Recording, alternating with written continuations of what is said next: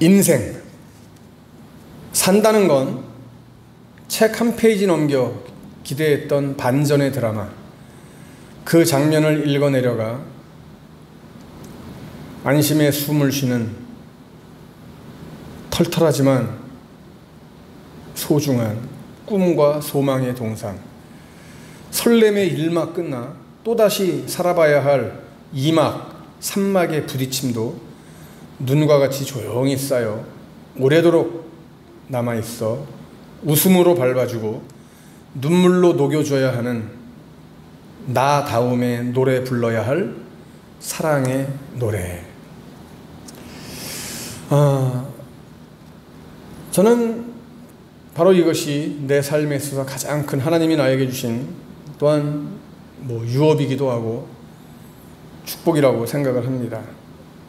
나다움을 가지고 끝까지 누가 뭐라든 나다움의 노래를 불러야 하는 내 사랑의 부대, 이것이 오늘 하나님이 나에게 주신 축복이자 또 내 인생의 소중한 그러한 1막이 되고 있습니다.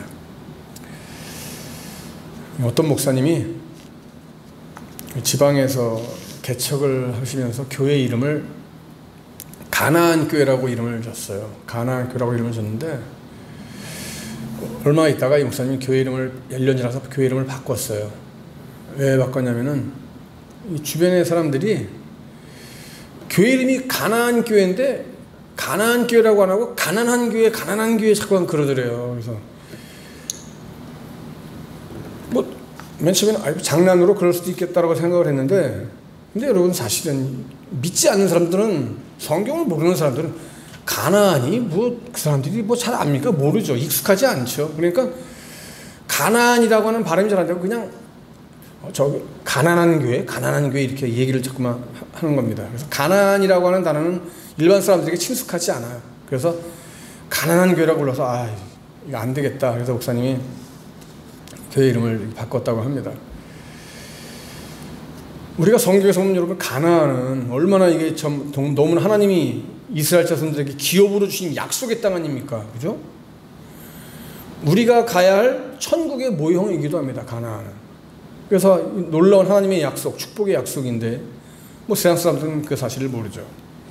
여러분, 가나안이 처음으로 등장하는 곳이 어디예요? 바로 창세기 11장 31절에 등장하고 있습니다.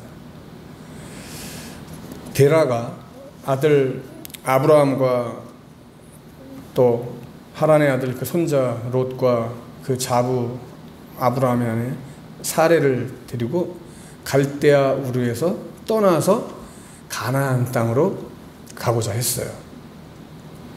그런데 데라는 이 하란 땅에서 머물다가 가나안에 들어가야 되는데 가나안에 들어갔어요, 못 들어갔어요? 못 들어갔어요. 가나안에 못 들어가고 죽었어요. 이것이 창세기 11장에 보면 나오는 이야기입니다. 이후에 아브라함이 어떻게 합니까, 여러분? 아브라함은 그 아내 사레 그리고 조카 롯 데리고 하란에서 모은 모든 소유, 모든 사람들을 이끌고 가나안 땅으로 가려고 떠나서 마침내 가나안 땅에 들어가죠.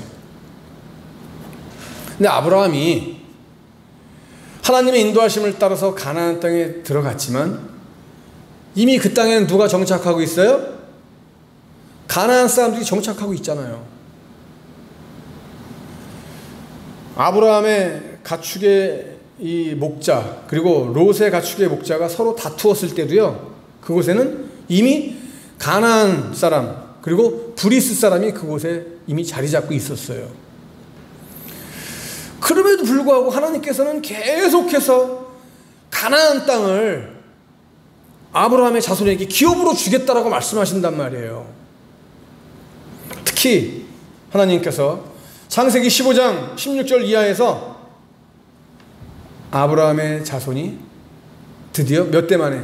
4대 만에 가나안 땅에 들어올 것과 또 그들이 차지하게 될 경계까지 아주 세밀하게 자세하게 말씀을 해주시는 거예요. 이때 말씀하신 가나안의 경계가 바로 애굽 강에서부터 그 큰 강 유브라데까지 여호수아가 정복한 지역보다 훨씬 넓어요. 이 모든 지역은 훗날에 다윗과 솔로몬의 치세 때에 이르러서 비로소 온전한 소유로 될 수 있었던 겁니다. 여러분, 가나안은 단순하게 그냥 약속의 땅만이 아니었습니다. 일부이기는 하지만은 그들의 명의로 된 땅이 있었어요.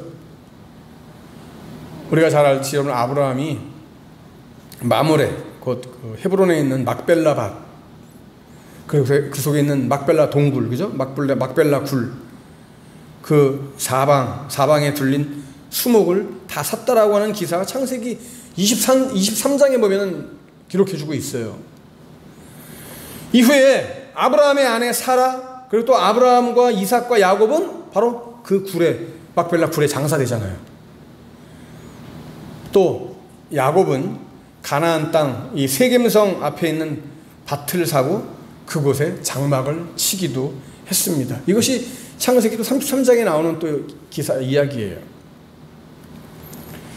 그런데 가나안 땅을 진정으로 제대로 온전하게 차지하고 소유하게 된 것은 언제예요, 여러분? 모세와 여호수아 때에 와서 이제 가나안 땅을 온전하게 차지하게 돼요. 모세와 여호수아의 지휘 아래 이스라엘 자손은 드디어 하나님께서 주신 그 약속의 땅 가나안을 기업으로 받게 됩니다. 근데 여러분, 그 땅이 그냥 받은 거예요? 거저받은 거예요? 그렇지 않아요. 그곳에 거주하고 있던 원주민들과의 계속되는 싸움, 전쟁을 통해서 차지하게 된 거죠.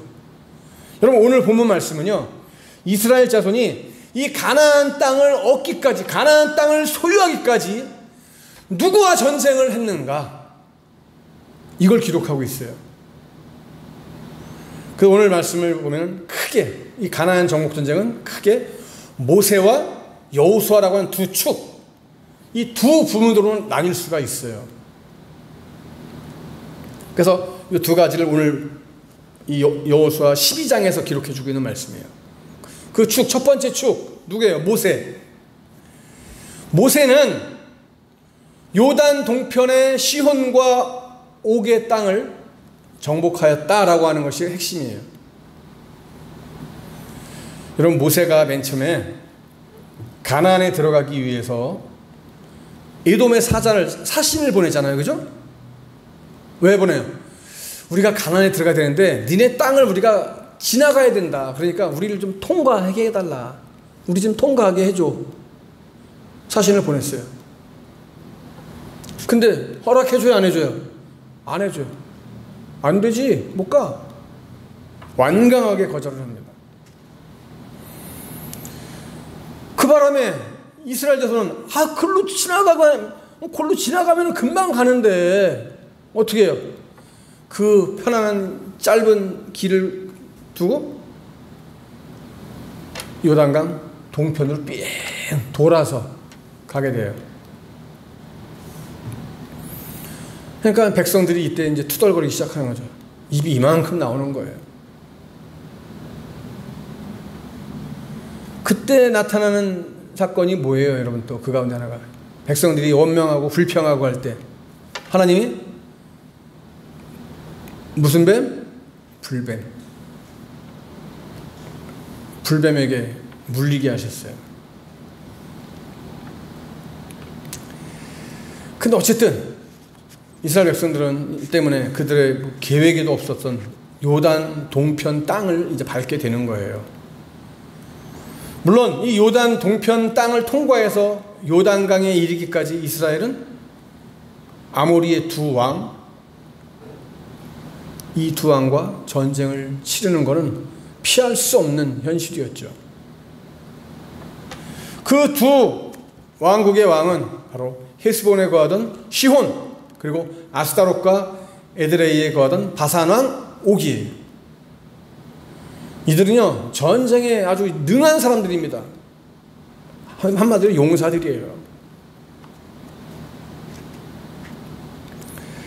르바의 남은 족속, 즉 쉬운 얘기로 풀어하면 이들은 거인족이에요. 정말 전쟁하기에 껄끄러운 상대란 말이죠. 전쟁에 능한 사람들이란 말이죠. 하지만 모세와 이스라엘 군대는 그들을 진멸하고 그들이 다스리던 땅을 차지했어요. 누가 하신 거예요? 하나님이 하셨죠. 그리고 그 땅은 오늘 말씀에 나오는 대로 르우벤과 갓 그리고 므낫세 반지파의 기업이 됩니다. 이것이 요단강 동편, 바로 이 시온과 옥의 땅 모세의 한 축으로 보면 돼요. 이거 첫 번째 하나의 축이에요. 가나안 정복 전쟁의 첫 번째 축. 자, 두 번째는 여호수아죠. 여호수아는 요단 서편 땅을 차지합니다. 모세가 죽은 다음에 그 뒤를 이은 여호수아가 이제 이스라엘 무리를 이끌고 요단강을 건너갑니다. 제일 먼저 어디성을 정복해요? 여리고성을 점령하죠. 왕을 죽이는 것부터 시작해서 디르사 왕까지 도합 몇 명이요? 31명이나 죽여요. 31명의 왕을 다 죽입니다. 이 여호수아의 정복전쟁은요, 우리가 또 이렇게 세 갈래로 나눠볼 수가 있어요. 그 첫 번째가 이 9절에 여리고와 아이성. 바로 여리고와 아이성 전쟁은요, 여리고 가나안 정복의 기본적인 발판이 되는 전쟁이에요. 그리고 이제 10절부터 16절까지 나오는 이 14명의 가나안 남방 왕들, 그죠? 여호수아의 공격을 받아 다 죽임당한 왕들 아닙니까? 그리고 세 번째는 17절부터 마지막 24절까지 15명, 여기는 가나안의 북방 왕들이에요. 그죠? 역시 여호수아를 대적하다가 죽임당한 왕들. 이렇게 해서 여러분, 여호수아는요, 이스라엘 군대는 도합 몇 명? 33명이라고 하는 왕들을 죽이고 요단 동편, 요단 서편 다 차지하게 되는 겁니다. 모세를 통해서 요단 동편 땅을, 여호수아를 통해서 요단 서편 땅을 기업으로 주신 하나님. 이스라엘은 드디어 하나님께서 그들의 조상 아브라함에게 내가 가나안을 너희들에게 기업으로 주겠다, 유업으로 주겠다 라고 약속하신 그 약속을 이제 여호수아 시절에 와서 다 이루게 된 겁니다. 완성을 하게 되는 거예요. 여러분, 오늘의 말씀이 우리에게 주는 교훈이 여러분 뭡니까? 어느 날 우리 역시 마찬가지로 하나님께서 약속하신 그 천국을 유업으로 받게 될 사람들입니다. 그때까지 우리가 어떻게 해야 됩니까? 그 유업을 받기까지 그냥 가만히 놀고 앉아서 먹고 있으면은 모든 것이 이루어질까요? 아니죠. 여호수아가, 이스라엘이 끝까지 하나님이 함께 하심으로 인하여 끝까지 싸우고 전쟁하고 귀한 사명을 감당해서 약속의 땅을 유업으로 받은 것처럼 오늘 우리들도 마찬가지예요. 여러분, 힘들지만 우리들이 해야 될 일이 있습니다. 어려운 세상이지만 헤쳐나가야 될 길이 있습니다. 높지만 넘어야 될 산이 있습니다. 험하지만 건너야 될 강이 있습니다. 여러분, 오늘 우리에게 있는 어떠한 산이든지, 내 삶을 가로막고 있는 어떠한 강이든지, 어떠한 험산 줄령이라고 할지라도 나의 대장 되시는 하나님, 나의 전부 되시는 하나님으로 인하여 나는 오늘도 묵묵히 달려간다 라고 하는 이 고백으로 나아간다면, 이 충성과 이 헌신의 사명을 가지고 끝까지 나아갈 때 하나님께서 약속하신 그 귀한 유업, 하나님이 주신 약속하신 그 천국이 바로 나의 것이 될 것입니다. 우리 모두가 하나님이 약속하신 이 유업을 한 사람도 빠짐없이 다 받아 누릴 수 있는 세상 사람들이 부러워하는 하나님의 금수저 자녀들이 다 되시기를, 하나님의 놀라운 그 유업을 받아 누리는 자녀들 다 되시기를 주님의 이름으로 간절히 축복합니다. 기도하겠습니다.